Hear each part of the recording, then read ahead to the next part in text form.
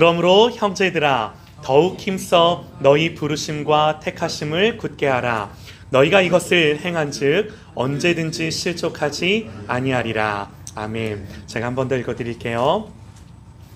그러므로 형제들아 더욱 힘써 너희 부르심과 택하심을 굳게 하라.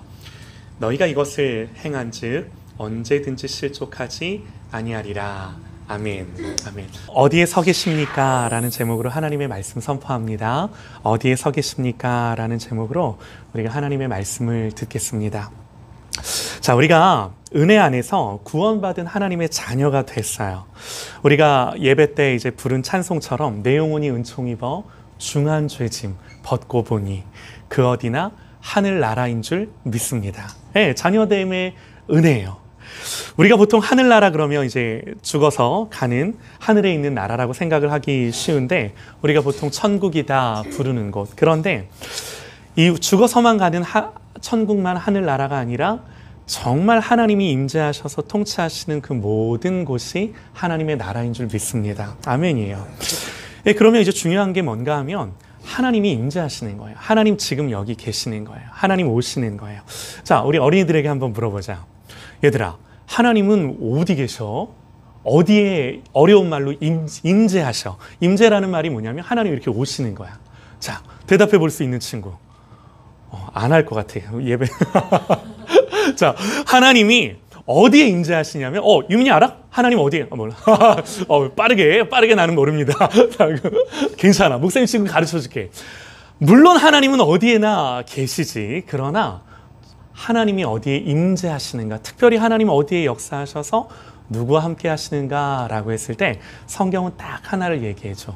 하나님을 예배하는 곳에 하나님은 거기에 오셔. 하나님을 예배할 때 하나님은 거기에 임재하셔. 자, 그래서 우리는 어떤 사람이냐면 우리는 우리의 정체성, 우리의 첫 번째 부르심의 정체성이 뭐냐면 우리는 예배함으로 하나님의 임재를 우리의 가정 안에, 우리의 교회 안에, 우리의 일터 안에, 우리가 살아가고 있는 세상 안에 하나님의 임재를 가져오는 사람, 하나님의 임재를 풀어내는 사람인 줄 믿습니다. 아멘이에요. 자, 하나님이 임재하시면 그럼 어떤 일이 일어나는가? 뭐가 좋은가?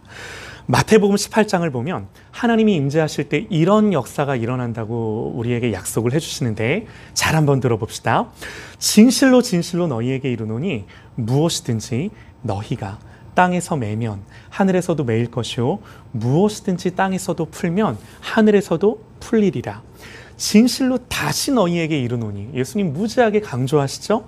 너희 중에 두 사람이 땅에서 합심하여 무엇이든지 구하면 하늘에 계신 내 아버지께서 그들을 위하여 이루게 하시리라. 그러면서 주님이 하시는 말씀이 두세 사람이 내 이름으로 모인 곳에는 나도 그들 중에 있느니라. 하나님이 언제 임재하시겠다? 두세 사람이 내 이름으로 모인 거기에 내가 함께 할 거야. 하나님이 약속을 하시는 거죠. 나도 그들 중에 있느니라. 여러분, 이게요, 하나님을 예배하는 자들, 주님의 이름으로 모이는 자들에게 주시는 권세요 약속인 줄 믿습니다. 우리 효성 형제님의 가정이 이 하나님의 임재를 풀어내는 가정이 될 줄 믿습니다. 아멘입니다. 네. 두세 사람이 내 이름으로 모인 곳, 나도 거기에 있어. 여러분, 이 말씀이요, 단지 우리가 매면 하늘에서도 매고 우리가 풀면 하늘에서도 푸는, 그러니까 단지 우리의 바람과 소망이 이루어진다라는 그런 의미겠습니까? 진짜 중요한 게 뭐냐면 두세 사람이 모인 곳에 나도 거기 있으니, 여러분 이 말씀의 핵심이 뭐예요? 내가 거기 있으니 거기에 주인이 누구라는 거예요? 나라는 거예요. 거기에 왕이 누구라는 거예요? 우리 주님이시라는 거예요. 그러니까 주님이 임재하셔서 통치하시고 다스리는 그들이 하나님 앞에 아뢰며 구하며 하나님의 그 통치가 풀어질 때 그들의 마음에서 소원하는 것들, 아뢰는 것들, 합심하여 구하는 것들, 그 모든 것들이 절대로 땅에 떨어지지 아니하고 내가 반드시 듣겠다라는 하나님의 약속인 줄 믿습니다. 아멘이에요. 아멘이에요. 여러분, 그래서 우리는요, 하나님을 사랑하고 하나님을 전심으로 예배하는 거예요. 우리는 다른 거 하는 사람들이 아니라 이거 하려고 부름받은 사람들인 줄 믿습니다. 네. 여러분 생각해 보세요. 우리의 진정한 필요가 뭔가? 다른 게 없어요. 주님이 지금 여기 계시는 거예요. 하나님이 동행해 주시는 거예요. 그러면 되는 거예요. 아무리 문제가 많고 복잡해도 전능하신 하나님이 거기 계시면 되는 줄 믿습니다. 네, 여러분, 그래서 우리가 할 일은 다른 무엇보다 다른 것이 아닌 주님의 이름으로 모여 주님의 이름을 높이며 예배하는 거죠. 그 어떤 필요보다 하나님을 구하고 하나님을 사모하는 거예요. 하나님을 구하는 게 가장 큰 복이에요. 아니, 하나님을 구하는 것만이 유일한 복인 줄 믿습니다. 아멘이에요. 여러분, 엘리야 시대 때 3년을 비가 오지 않아 가물었던 적이 있습니다. 3년을 비 한 방울 내리지 않았으니 뭐 사는 게 아니었겠죠. 여러분, 그때 사람들은요 모두 다 하늘을 바라보며 비를 구합니다. 그런데 하나님의 사람 엘리야는 비를 구하지 않아요. 하나님을 구해요. 비를 주시는 하나님을 구해요. 비를 구하는 사람들은 하늘의 구름을 기다립니다. 구름이 끼기만을 기다려요. 그러나 하나님을 구하는 엘리야는 구름을 기다리는 것이 아니라 하나님의 약속을 기다려요. 세상은요 구름을 보고 비가 오겠다 생각을 합니다. 그런데 엘리야는 구름을 보고 비를 기다리는 것이 아니라 하나님의 약속을 듣고 비를 기대해요. 여러분, 그래서 우리는요 구름 한 점 없는 하늘을 보면서도 약속을 믿고 비가 올 것을 선포하는 사람들이에요. 이게 하나님을 구하는 사람들이에요. 엘리야가 3년이나 비가 오지 않았을 때 하나님이 어느 날 말씀하세요. 내가 비를 내리겠다고. 그런데요, 하늘은 여전히 구름 한 점 없이 깨끗합니다. 비 올 기색이 안 보여요. 그런데 엘리야가 기도하죠. 그런데 기도를 해도 하늘에 구름 한 점 일어나지 않아요. 말씀해요. 엘리야가 갈멜손 꼭대기로 올라가서 땅에 꿇어 엎드려 그의 얼굴을 무릎 사이에 놓고 그 사환에게 이르되 올라가 바다 쪽을 바라보라. 그가 바라보고 말하되 아무것도 없나이다. 이르되 엘리야가 뭐라 그래요? 7번까지 다시 가라. 아무리 기도해도 아무런 변화가 안 일어나는 거예요. 여러분, 그런데 왜 엘리야가 비가 올 걸 확신하며 7번 기도하나요? 어리석은 건가요? 여러분, 왜 멈추지 않고 변만 쨍쨍한 그 하늘을 바라보면서도 여전히 기도를 멈추지 않는 것입니까? 다른 거 아니에요. 하나님이 말씀하셨기 때문에, 약속하셨기 때문에. 여러분, 그래서 어떻게 돼요? 7번째 이르러서는 그가 말하되 바다에서 사람의 이 손바닥만한 작은 구름이 일어나나이다. 그런데 조금 후에 구름과 바람이 일어나서 하늘이 캄캄해지며 큰 비가 내리는지라. 여러분, 우리는요 구름이 있어야 비가 오는 것이 아니라 가물어도 하나님의 약속이 있으면, 말씀이 있으면 비가 오는 줄 믿습니다. 하나님의 말씀에 집중하는 사람들이에요. 할렐루야, 아멘이에요. 야, 구름 한 점 없어도 약속이 있으면 비가 오는 거예요. 우리는 이걸 믿는 사람들이에요. 이 하나님을 믿는 사람들이에요. 그래서 하나님을 구하는 거예요. 예배하는 거예요. 하나님이 여기 우리와 함께 하시기를 사모하는 거예요. 여러분, 그래서 새롭게 시작되는 한 해를 우리는 어디서 출발해야 하는가? 오늘 말씀이에요. 오늘 말씀을 보면 그러므로 형제들아 더욱 힘써 너희 부르심과 택하심을 굳게 하라. 너희가 이것을 행한즉 언제든지 실족하지 아니하리라. 성경이 우리에게 뭐를 말씀하냐면, 그러므로 너희들이 다른 거 집중하는 것이 아니라 너희들이 어떻게 부름을 받았는지, 하나님이 너희들을 어떻게 택하셨는지 그거를 분명히 기억하라고 권면을 하는 거죠. 여러분, 이 말씀이 참 중요해요. 우리는요 부르심과 택하심에 서 있어야 돼요. 거기서부터 출발하는 거예요. 저희가 지난주에 이제 시편 말씀을 살폈는데 우리가 너무나 잘 아는 말씀이죠. 시편 1편에서 복 있는 사람은 어디에 심겨진 나무와 같다고요? 시냇가에 심겨진 나무와 같다고요.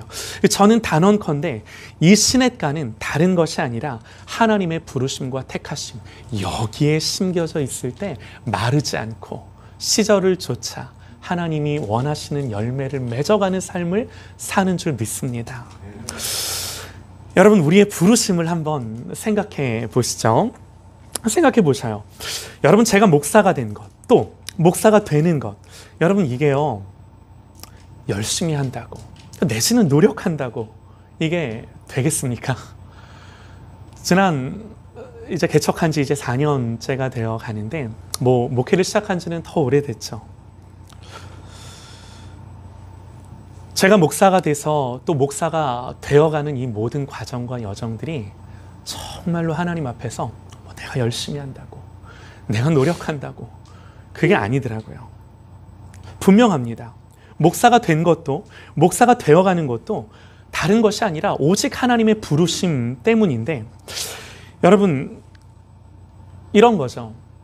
선교사님들이 선교지에서 정말 10년, 20년 선교하시는데 때로는 아무 열매가 없어도 그 땅에서 20년, 30년을 계세요. 근데 사람의 기준으로, 세상의 기준으로 눈에 보이는 열매가 하나도 없는데도 그분들이 그 중에는 포기하고 뒤로 또 후퇴하시는 분들이 없는 것은 아니지만, 여러분, 많은 선교사님들이, 대부분의 선교사님들이 그렇게 선교지에서 20년, 30년 아무 열매도 없이 버티며 견디는 것은 무엇 때문입니까?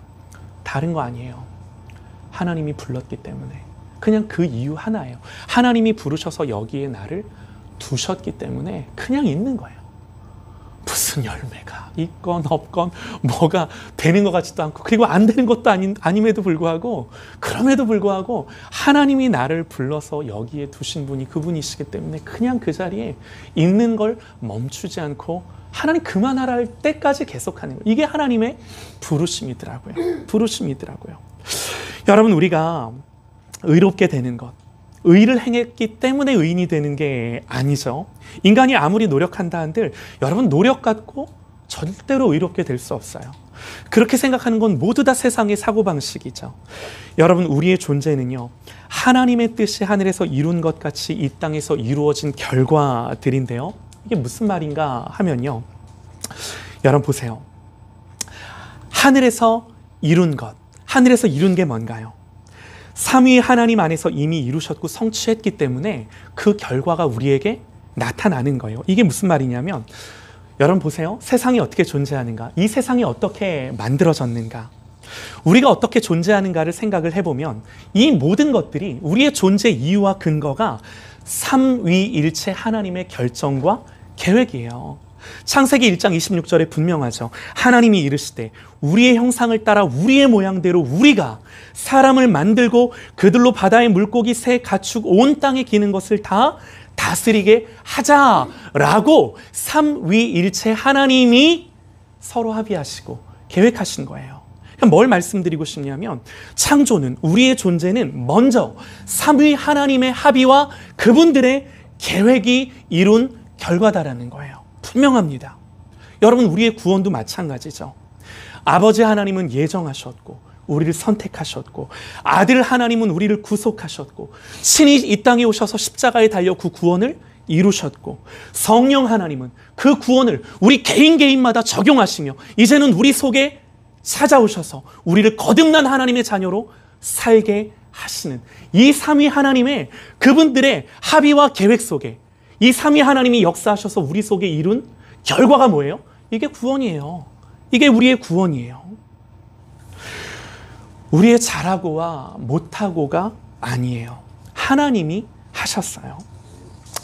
여러분, 주님이 우리에게 기도를 가르쳐 주셨는데, 이 예전 번역 주기도문을 보면 하나님의 뜻이 하늘에서 이룬 것 같이 땅에서도 이루어지다 선포로 이 기도를 해요. 요즘 이제 새 번역 주기도문은 이렇게 안 해요. 예, 하늘에서 이룬 것 같이 땅에서도 이루어지게 해달라고 이렇게 이제 기도를 하는데, 저는 예전 번역이 더 원문에 가까운 번역이라고 생각을 하는데요. 하나님의 뜻이 하늘에서 이룬 것 같이 땅에서 이루어지이다. 여러분 보세요.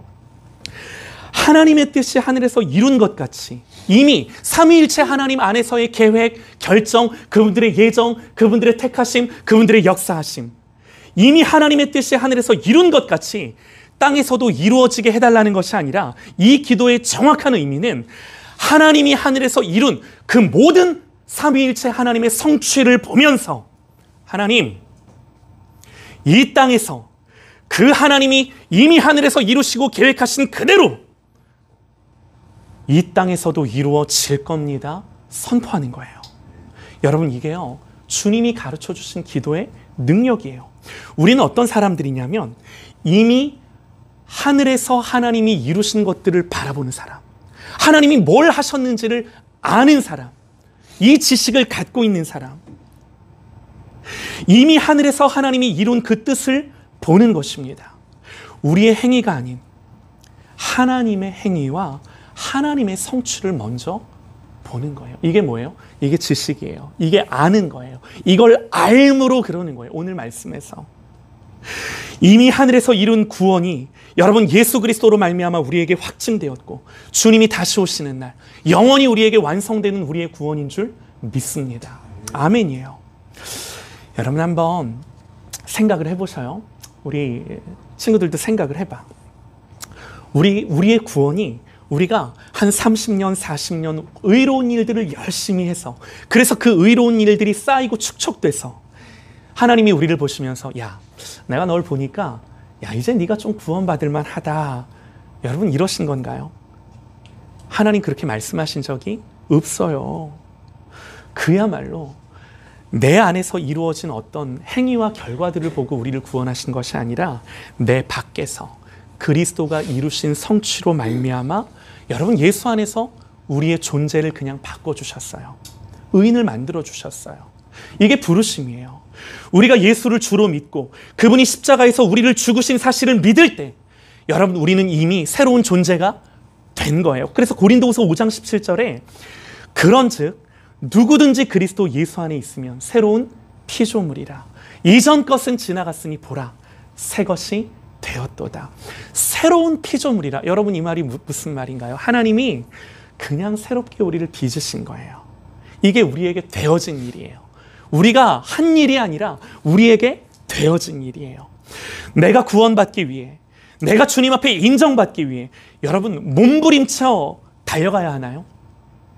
우리가 뭔가를 노력해야 한다면 우리가 여러분 노력해야 됩니다. 근데 우리가 뭔가를 노력해야 된다면 뭘 노력해야 되는 거야? 우리가 하나님께 인정받기 위해 노력하는 것이 아니라 우리가 노력을 해야 된다면 한 가지를 노력해야 되는데 그게 뭐냐면 오직 내가 어떤 사람으로 부름받았는지를 알기 위해 하나님이 나를 위해 무슨 일을 하셨는지를 아는 노력만 하셔야 돼요. 여러분 여기서부터 은혜와 힘이 공급되는 거예요. 예수 그리스도가 나를 위해 무슨 일을 하셨는지, 나를 바꾸고 변화시키고 나를 구원하고자 하나님이 나를 위해 무슨 일을 하셨는지를 아는 노력. 여러분 여기서부터 모든 하나님의 은혜와 우리가 하나님의 은혜 안에서 행할 수 있는 능력이 공급되는 줄 믿습니다. 아멘이에요. 여러분 이게요 신앙생활의 본분이에요. 이 노력밖에는 없어요. 우리가 이걸 계속해서 기억하는 거예요. 이걸 추구하는 거예요. 말씀을 볼 때마다, 예배할 때마다, 기도할 때마다 하나님이 이루신 일들이 더 내 마음 안에 부어질 때 여러분 우리의 마음 안에 어떤 일이 일어나요? 감화되고 감동되고 하나님의 은혜와 사랑을 알게 되면 하지 말라고 해도 하나님을 향하는 삶을 사는 거죠. 이 은혜가 우리를 살게 하는 거죠. 여러분 성경이 우리에게 뭐라고 말을 하냐면요. 우리의 존재가 우리의 행동을 낳는다라고 말해요. 목회를 하다 보면요. 저의 어떤 행동들, 말들, 여기서 오는 모든 실수들, 실패들, 연약함을 봅니다. 목회를 하다 보면 아무리 열심히 하려고 해도 상황과 환경이 주는 답답함과 막막함 앞에 멈출 때가 있어요. 그 앞에 주저앉을 때가 있어요. 여러분 그런데도 아까도 말씀드렸듯이 그럼에도 불구하고 여전히 제가 목회자로 살아갈 수 있는, 여전히 범죄하고 죄 많은 저이지만 여전히 하나님 앞에서 말씀을 맡은 종으로 또 살아가고 또 일어나고 계속해서 그 길을 가는 것은 여러분 무슨 연유 때문입니까? 아까도 말씀드렸듯이 부르심 때문이에요. 내가 아니라 하나님이 나를 그렇게 불러주셨고 택해 주셨기 때문에 넘어지죠. 엎드려지죠. 그러나 또 일어나고 또 일어나고 또 일어나는 것입니다. 이게 하나님의 부르심이에요. 부르심. 여러분 그래서 저의 이런 존재가 저의 행위가 아니라 이런 저의 존재가 저의 모든 행위를 모든 삶 속에서 결정해 가더라고요. 이 부르심과 택하심이 저의 이 존재됨이, 우리의 이 존재됨이 하나님 앞에서 넘어져도 다시 일어서게 하고 멈췄다가도 다시 가게 하는 그 모든 원천이더라고요. 네, 아멘입니다.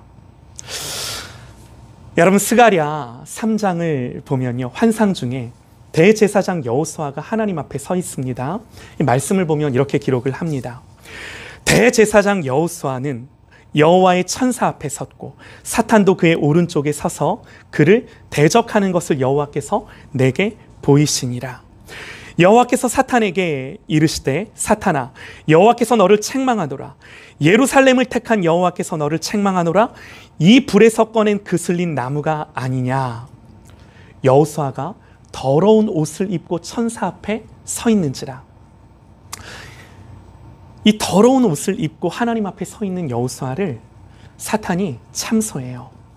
그의 옷이 더러워졌다고, 찢어졌다고. 여러분, 근데 하나님 뭐라고 말씀을 하세요?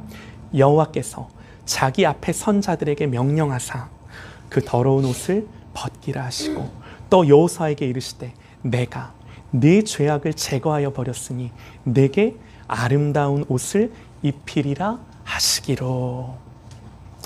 여러분, 우리가 더러운 옷을 입고 있어요. 하나님 앞에 우리의 수준, 우리의 존재, 우리의 행위는 하나님 앞에 더러운 옷을 입고 있을 수밖에 없어요. 그런데 하나님 뭐라고 말씀을 하세요? 더러운 옷을 벗기라. 내 죄악을 제거하여 버렸으니 너에게 아름다운 옷을 내가 입혀줄 거야.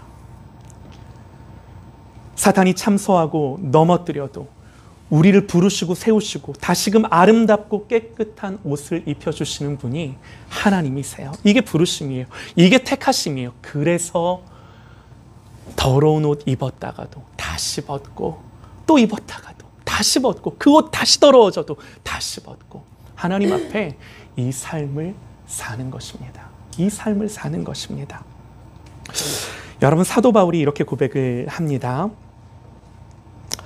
그러나 내 어머니로부터, 내 어머니의 태로부터 나를 택정하시고 그의 은혜로 나를 부르신 이가 그의 아들을 이방에 전하기 위하여 그를 내 속에 나타내시기를 기뻐하셨을 때에 내가 곧 혈육과 의논하지 않고. 그래요. 여러분, 이게 무슨 말이에요? 나를 택하시고 은혜로 나를 부르신 이가 이방의 복음을 전하기 위하여 나를 부르시고 택하셨을 때 내가 혈육과 의논하지 않았답니다. 여러분, 혈육과 의논하지 않고 하나님 앞에 순종할 수 있는 이유가 무엇이었나요? 하나님의 부르심과 택하심을 바라보고 집중하는 거예요. 이 부르심과 택하심 앞에서 사도 바울은 고백하기를 혈과 육으로 의논하지 않았답니다. 타협하지 않았답니다. 부르심 앞에서 생각하니 이게 되는 거예요. 여러분, 그래서요, 나의 존재가, 나의 행위를, 나의 존재가, 나의 삶을, 나의 존재가 내 인생의 내용을 결정해 가는 거예요. 이게 성경이 우리에게 말씀하는 원리예요. 사랑하는 여러분, 그리스도의 피로 우리를 부르셨습니다. 우리가 이 부르심을 정말 집중하고 이 부르심을 생각하고 기억하고 하나님이 당신의 열심으로 목숨을 주셔서 우리를 이 부르심에는 후회가 없는 줄 믿습니다. 여러분, 그래서 오늘 말씀, 그러므로 형제들아 더욱 힘쓰래요. 너희의 부르심과 택하심을 굳게 하라. 너희가 이것을 행한즉, 이걸 행한즉, 이 부르심과 택하심을 굳게 하는 그것을 행한즉 언제든지 실족하지 아니하리라. 여러분, 우리가 뭘 행해야겠습니까? 말씀의 결론을 맺는데요, 두 가지예요. 하나님의 부르심과 택하심이 뭔지를 말씀을 통해 계속해서 확인하고 내 삶 속에서 하나님과의 관계 속에 하나님 앞에 머물며 하나님이 나를 어떻게 부르시고 택하셨는지를 계속해서 듣는 것입니다. 확인하는 것입니다. 이 한 가지, 또 하나, 내가 이렇게 하나님 앞에 듣고 하나님이 나에게 확증시켜 주셨다라고 한다면 여러분, 여기서부터 내 생각과 마음을 이탈시키지 않는 거예요. 내 생각과 마음을 이 부르심과 택하심에서 떠나게 하지 않는 거예요. 두 가지. 여러분, 2024년도 한 해를 시작하면서 우리가 어디에서 출발할 것인가? 어디에서부터 우리의 삶을 열어갈 것인가? 두 가지. 계속해서 우리의 삶 가운데 하나님 앞에 머물며 내가 어떻게 부름받았는지 택함받았는지를 말씀 속에 확인하며 하나님이 확증 주시고 확인시켜 주셨다라고 한다면 이 확증 속에 내 생각과 마음을 이탈시키지 않는 이 두 가지 싸움을 싸우며 2024년도 한 해를 하나님 앞에서 열매 있는 삶으로 살아가는 그런 저와 여러분 되시기를 주님의 이름으로 축원합니다.